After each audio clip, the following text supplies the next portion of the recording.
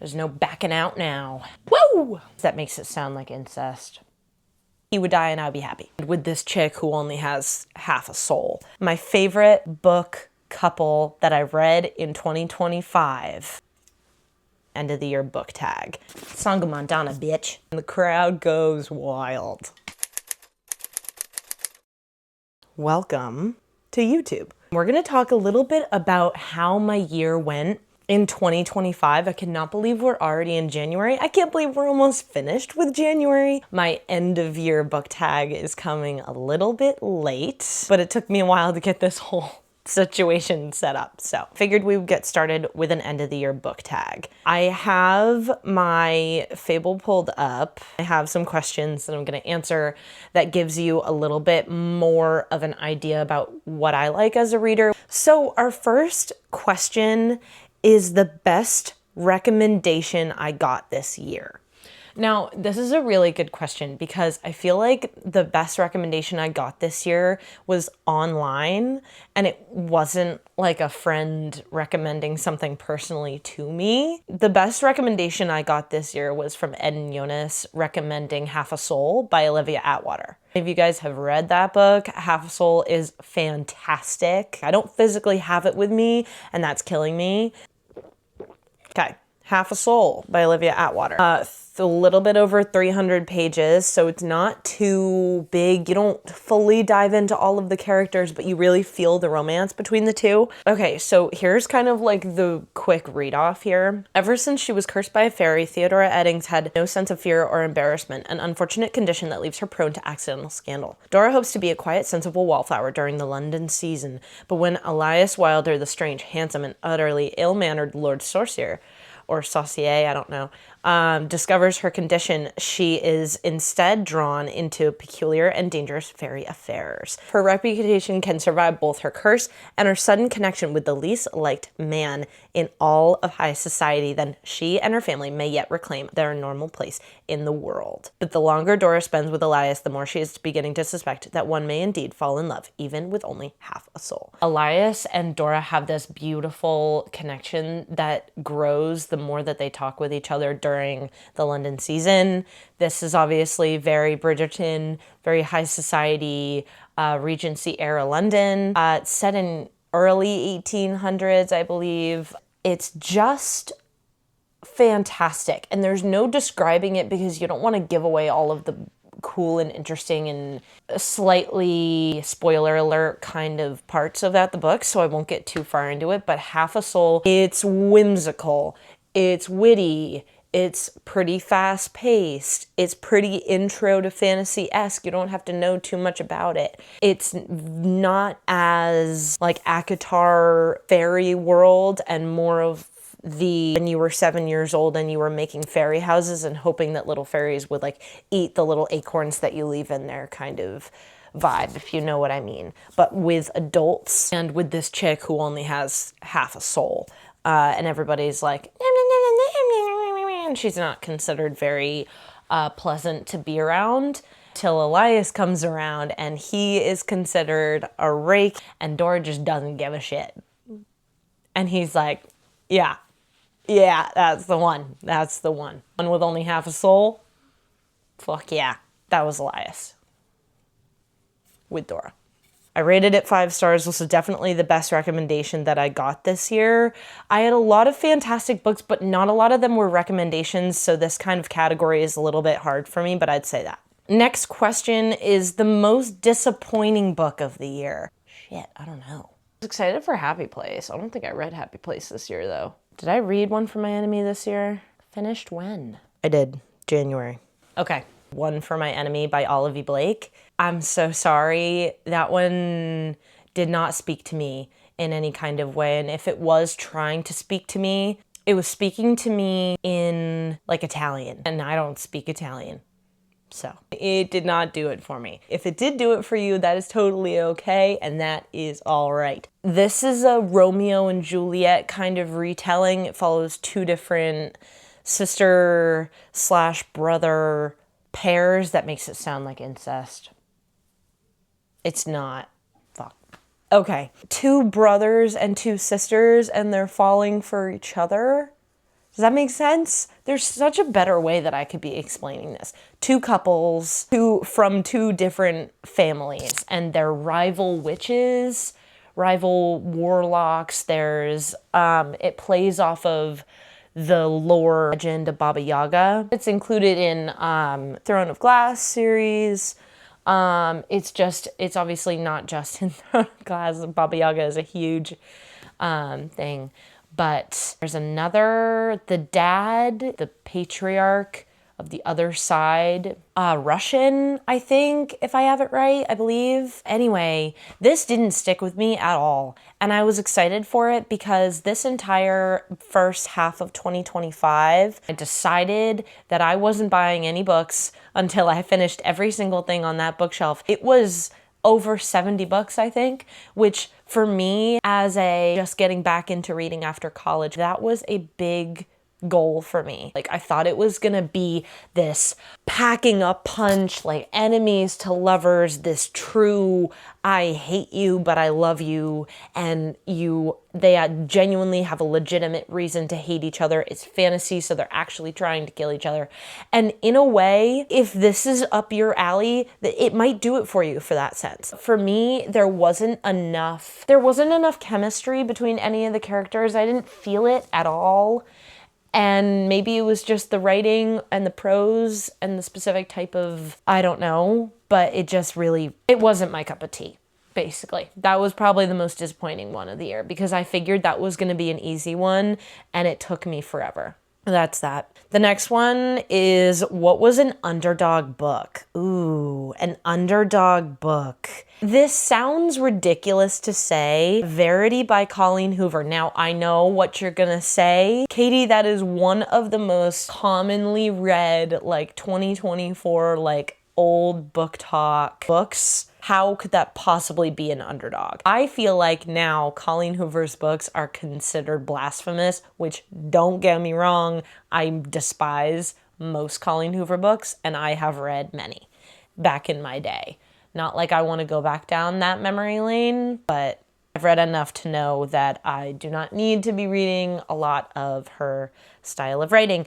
But Verity was actually very, very good. It kept me on my toes, and I think I genuinely read it in maybe 6 hours. And that's a lot for me because I need space and time as I read my books.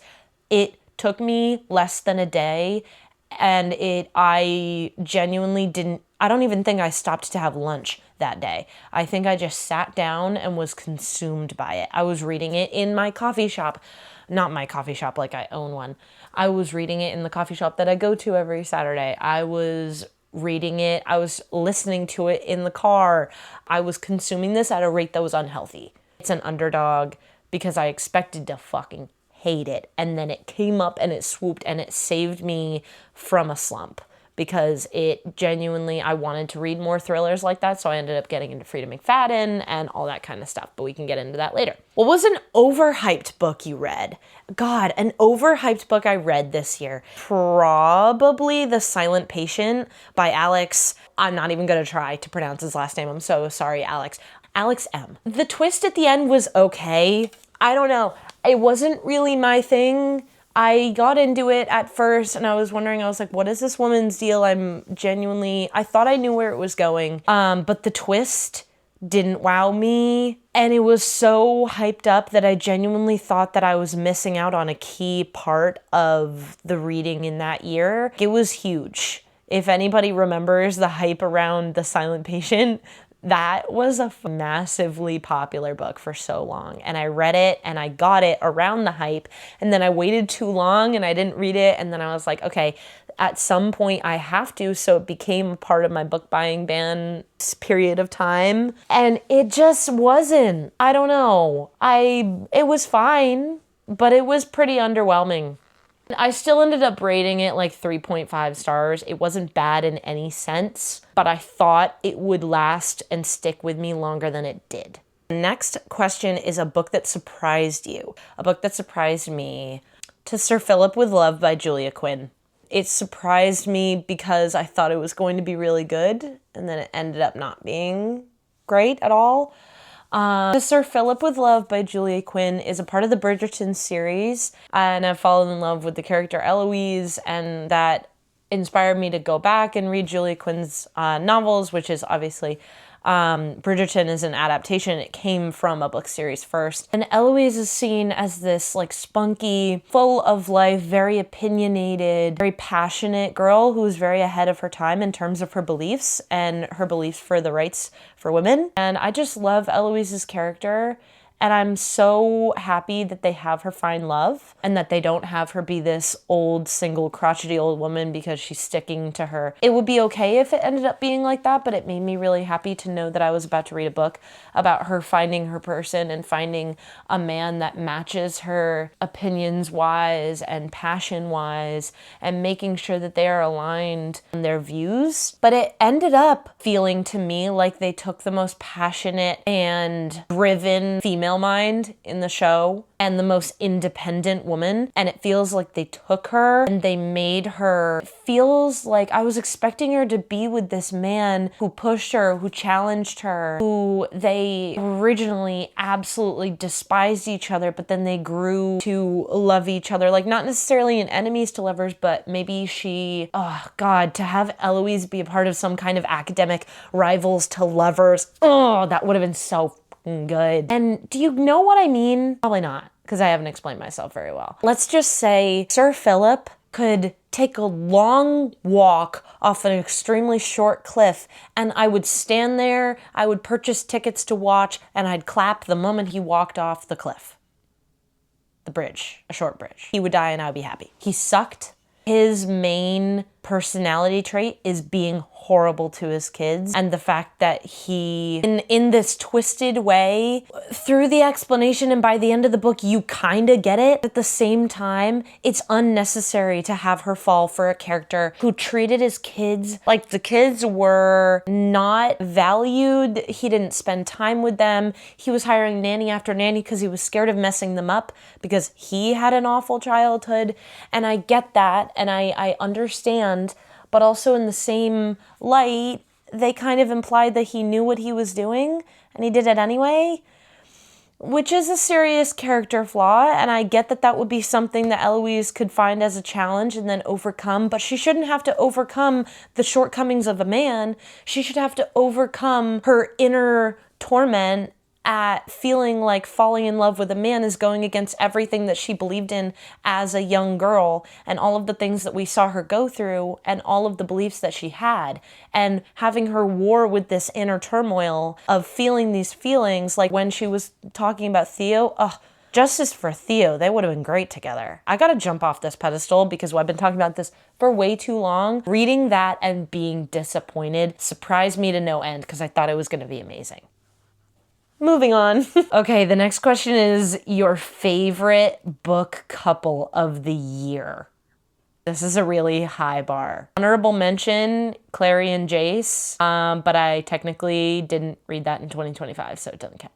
Ooh. Okay, for context, I read the entire Boys of Tommen series in 2025. The entire thing. How am I supposed to choose? I don't know. Okay, so honorable mention, Cardan and Jude, Cruel Prince series. So good. The characters from the Bridge Kingdom, Lara and, what's his name? King Arryn. Lara and Arryn, those two are amazing in the second book. They're not as passionate in the first book, but the second is so much better. I read Kiss the Sky this year in early 2025. One of my favorite book couples, Rose and Connor, for life, baby. For lifers. I love those two. By far my favorite out of the entire series. I about just finished it, by the way. Other than that, Lizzie and Huey are just so tragic. I need to see the end. I need to see it through first. And we apparently have like 2 more books to go, so we're not gonna see their happy ending until we're like 50, so that's gonna be fun. Sorry. Chloe Walsh, I love you. Take your time, sweetie.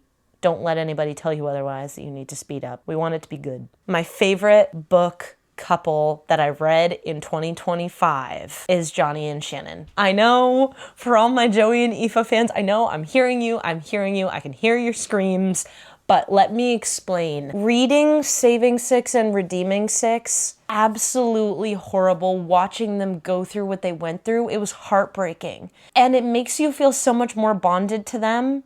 and it makes you really have faith in them, because I have faith that they're going to be together for the rest of time. Those two are not breaking up ever. Joey and Aoife are probably number 2 on this list. Johnny and Shannon, God, they're wholesome. The power and the strength that Johnny has in making sure that he is clear with his parents that I love her, I am not letting her go. Johnny's parents alone and how they take in Shannon, and spoiler alert, don't listen to this next part if you haven't read the Boys of Hummin series, if you haven't at least read the first 2, how they take in Shannon and all of her brothers at the end. It's just amazing, and the love that comes, it all starts from them, and I need it to be them. This next question is your favorite main characters of the year. We're gonna list them individually because they're not necessarily connected to each other. My first one, definitely Lara from the Bridge Kingdom series. It's written by Danielle L. Jensen. Lara from the Bridge Kingdom series, I really fell in love with her in the second book, The Traitor Queen. You really get to know her character and all of the awkward situations she gets herself into. She is so strong, she's confident, she's a fighter, and she's incredibly intelligent, and she knows how to use her intelligence and her fighting skills to get her out of impossible situations. Her being able to finally accept love from the male main character that's in her series, that's not necessarily important to her arc and her story. I mean, he's obviously incredibly important, but in terms of her alone, I don't want to just tie her to a man.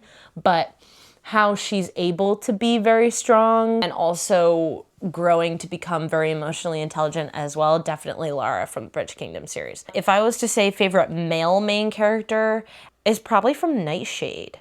I think it's Nightshade. Nightshade by Autumn Woods.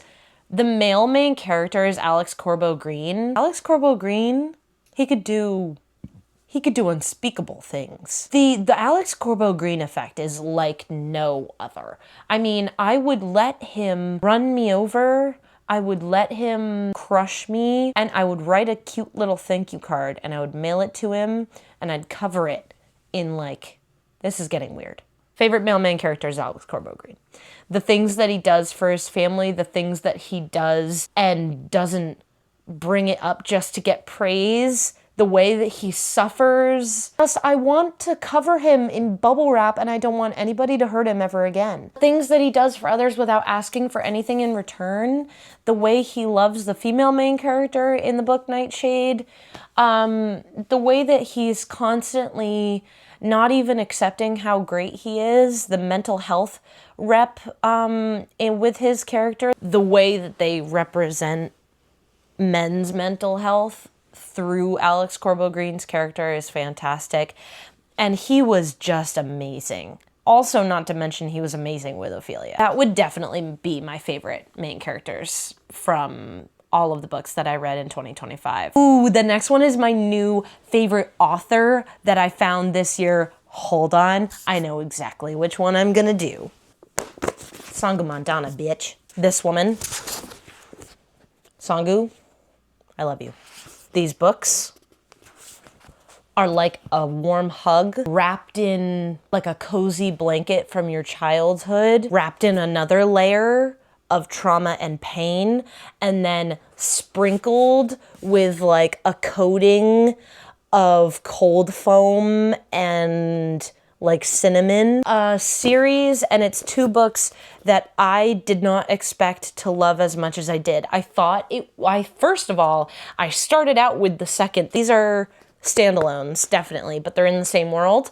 And I started out with A Witch's Guide to Magical Innkeeping, and I loved it. And then I heard that The Very Secret Society of Irregular Witches was also incredibly popular, but I thought it was gonna be just like a regular romance with like some underbaked witchy vibes going on in it, and I was like, do I want to waste my time with that? I don't know. But it was October, and I decided to go for it. Slap my Aunt Sally and call me an idiot, because these were great, and I loved them, and I would die for all of these characters. in a way that I really didn't expect. These kids that show up in this book, especially Mika Moon and all of the young witches that show up in Nowhere House in the Very Secret Society of Irregular Witches, she comes and she helps all of these three young kids, these three female witches, and she guides them along, and she really becomes like an older sister figure for them.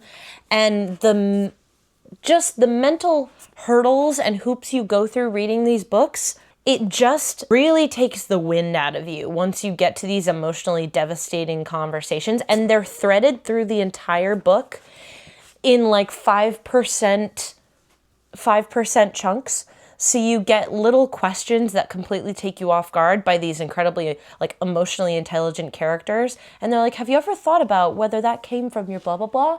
And then inside in their minds, they're like, oh shit. There's no better way to describe it other than these books are like crack to me. And I think I've reread them. I've reread this one twice. I haven't reread Secret Society of Irregular Witches yet, but I want to do a reread of both of these pretty soon, like around when it gets closer to springtime. And these two I loved. I was obsessed. So Sangu Mandana is my new favorite author, and she will be an auto-buy author. Right now, I believe she only has 2 books out, which kind of sucks for me because I have read... Oh, I'm a liar. You see that? That's what being a liar looks like. Other works by Sangu Mandana. This, like throwing $5 in your pocket like months ago, and you realize that there's still a fully okay $5 in your pocket that you get to use in the future. She has an entire trilogy that I haven't read. Let's go and make sure that Sangu Mandana is not a dude. Sangu Mandana. Yep. So that's that. Sangu Mandana. Love you, girl. Please release a book. Our next question is an author that didn't work out for you this year. Unfortunately, that author is Olivia Blake. I tried a bunch of Olivia Blake books this year because I thought she was super, like, thought daughter kind of, and her prose I thought was gonna work for me. Spoiler alert, her prose does not work for me at all. She's the author of The Atlas Six. She's the author of One for My Enemy, and she's also the author of the most recent and probably the last book I will read by her, January's. I read One for My Enemy and January's in 2025, and both of them were 2-star or lower reads for me, which is unfortunate. So we went through One for My Enemy already, so we're not going to go through that all again, but you know what I mean with that. And then I read January's, and I saw that it said stories of love, magic, and betrayal, and I thought that would be interesting. I opened it. It's got kind of cool cover art. I judged a book by its cover. If this gives you a description of why it didn't work for me, maybe this will make sense. Once upon a time, in a land far, far away, a wish-granting spirit rapidly approaches burnout.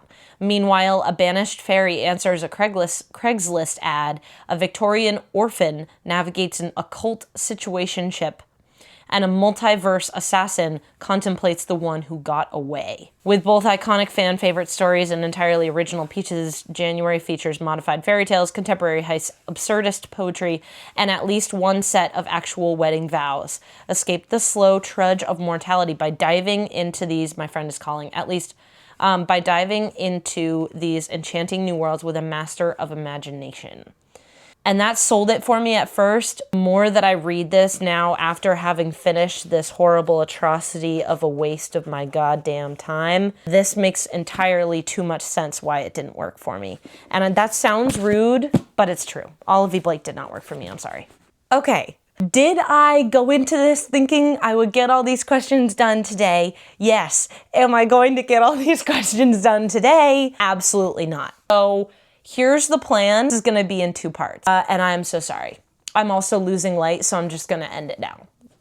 It's time for more books. Patriots just won the AFCs, so go us. If you're reporting in live from anywhere else in the country, Or if you happen to live in Denver, I'm so sorry. You probably hate us. Most of the world hates us. But if you're a patriot, we did it. So clearly I'm in a great mood, despite it being semi-late when we're recording this. So we are going to get back into it, and on a fantastic note, because the next question is, what is the happiest book you read this year? The happiest book I read this year is definitely How the King of Elfheim Learned to Hate Stories by Holly Black.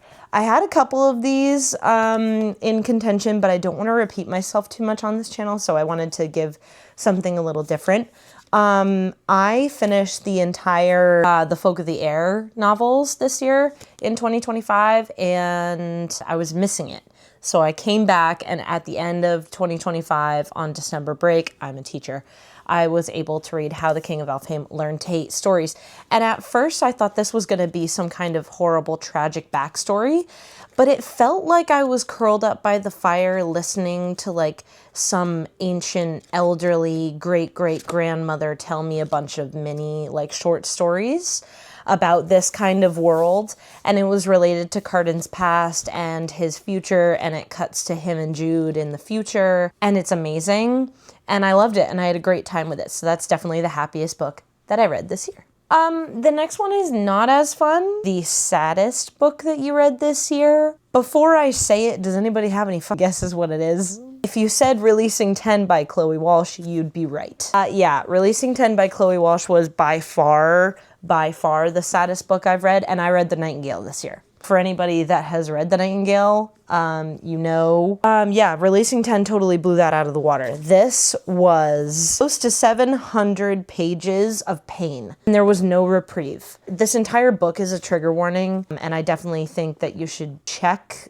I mean, it gives away some things, but it's worth it to know what you're getting into versus going into it blind. This is not a book that I wanted to go into blind, and so I checked all my trigger warnings first. I decided that because I love what Chloe Walsh writes, I just felt like it was worth it for me. Man, do they put you through it.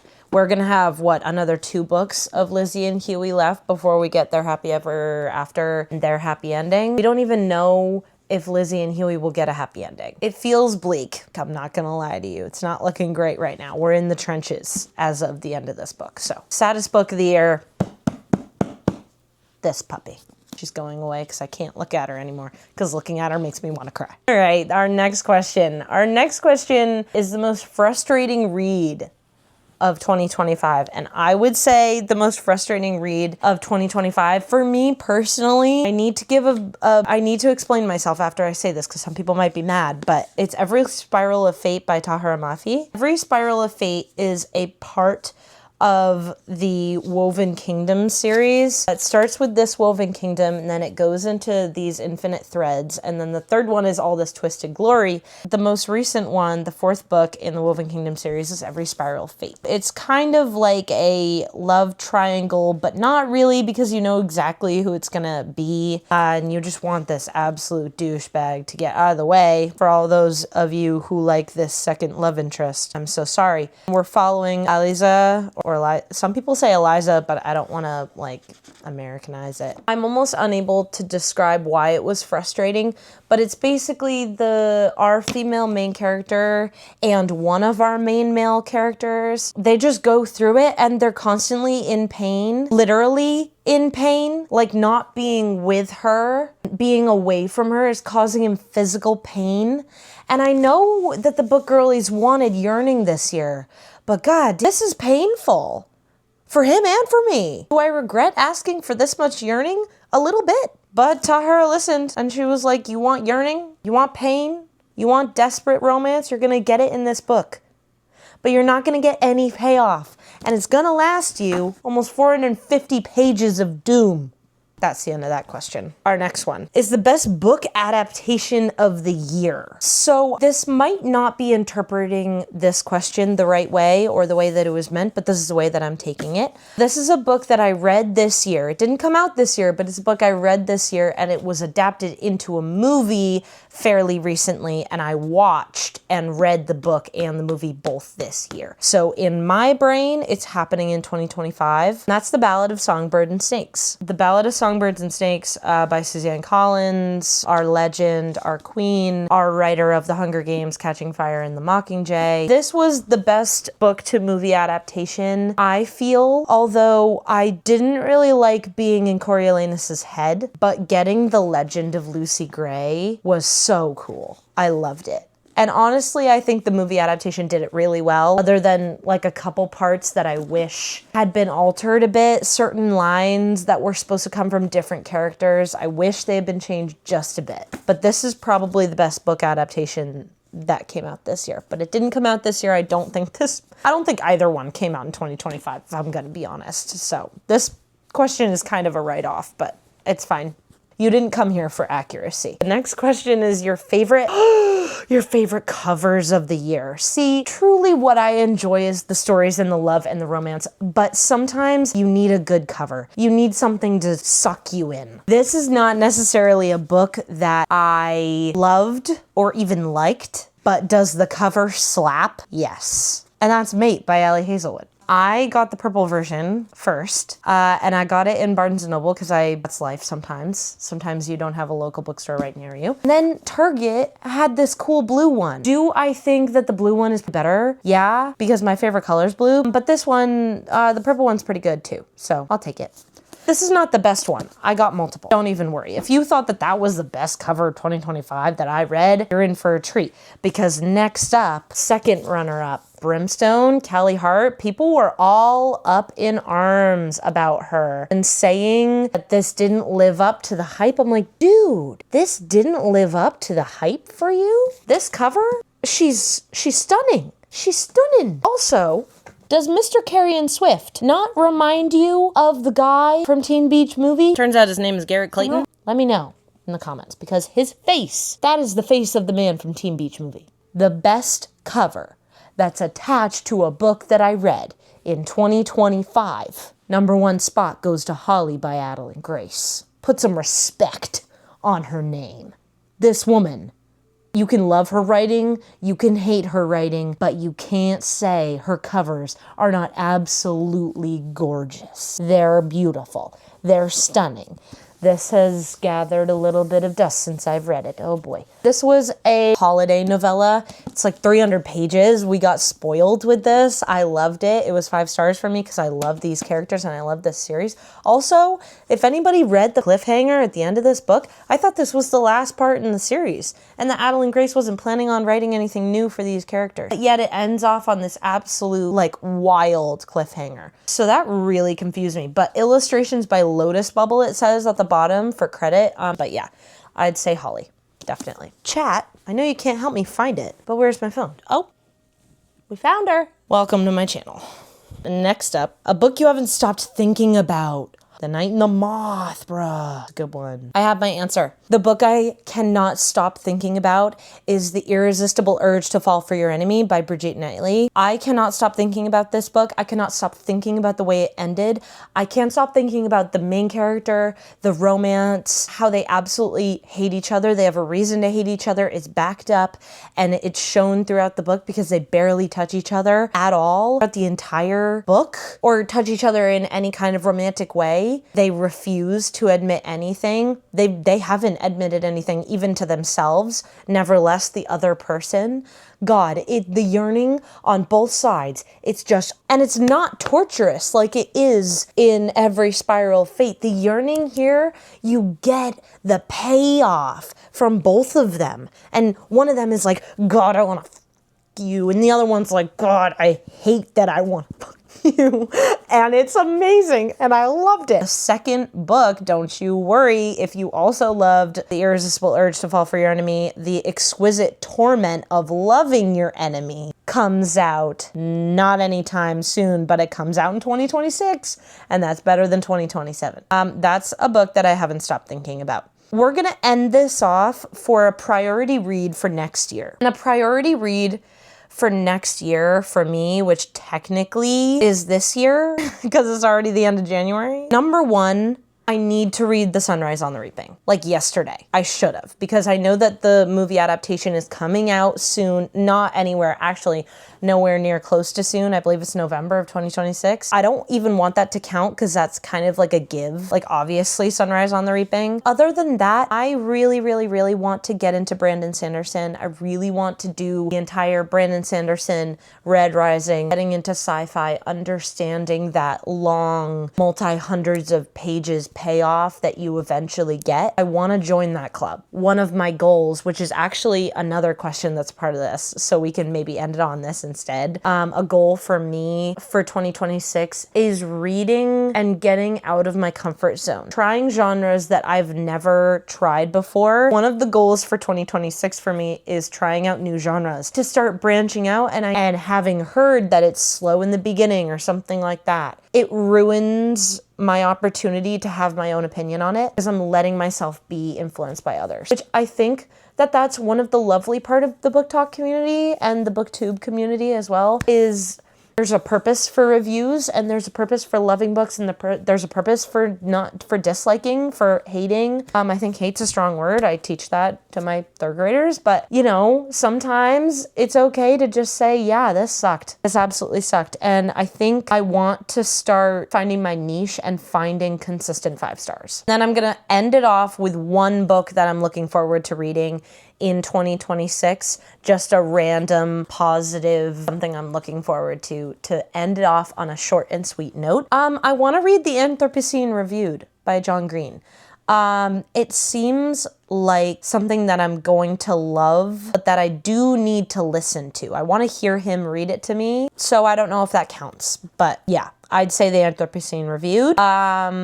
Also, Hank came out with one, Everything is Tuberculosis. I think those also, both of those I want to try this year. I'm making this way too long, but also Project Hail Mary by Andy Weir.